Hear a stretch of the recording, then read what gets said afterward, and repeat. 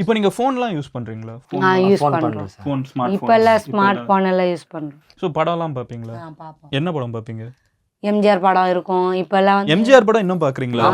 அது எங்களுக்கு வீடு கொடுத்த சாமி சார் அவரு.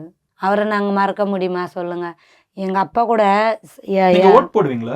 போடுவோம். இருக்கு சார் எங்களுக்கு. நம்மளுக்கு நல்லது பண்றவங்கள எப்போதுமே நாங்க வந்து மறக்க ஸோ அதனால எம்ஜிஆர் உங்களுக்கு வீடு கொடுத்ததுனால இன்னும் எம்ஜிஆர். ஆமா, அவர் வந்து எங்களுக்கு வந்து தூக்கி விட்டாரு. ஏன் இவங்களை வந்து நீங்க விரட்டுறீங்க? ஏன் இவங்களும் நம்மள ஒருத்தவங்க தானே அப்படின்னு பேசியிருக்கிறாரு சார் எங்களுக்காக. அதனால வந்து அவரை நாங்க விட்டு கொடுக்க மாட்டோம் எப்பவுமே.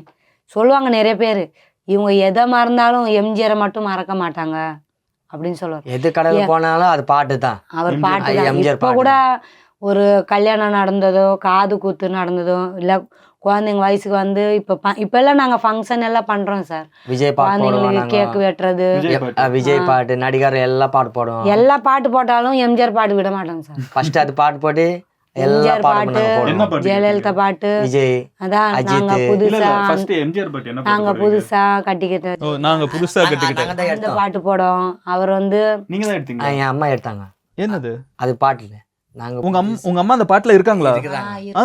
நடிச்சிருக்காங்களா? ஓ சூப்பர். சின்ன சின்ன வயசு இருக்கும் அவங்க அம்மா எல்லாம். எங்க அப்பாக்கெல்லாம் அவர் கை கொடுத்து போட்டோ பிடிக்கிறாங்க. போட்டோ எல்லாம் பிடிச்சிருக்கிறாரு. எங்க அப்பா வந்து சொல்லிட்டு போனார் எங்களை, யாரை மறந்தாலும் எம்ஜிஆரை மறக்கக்கூடாதுமா. அவர் வந்து நம்மளுக்கு சில பேர் நம்மளை வந்து மதித்தது கூட கிடையாது. ஆனால் அவரை நம்ம வந்து இந்த சமுதாயத்தில் இருக்கிறோன்னு காமிச்சவர்.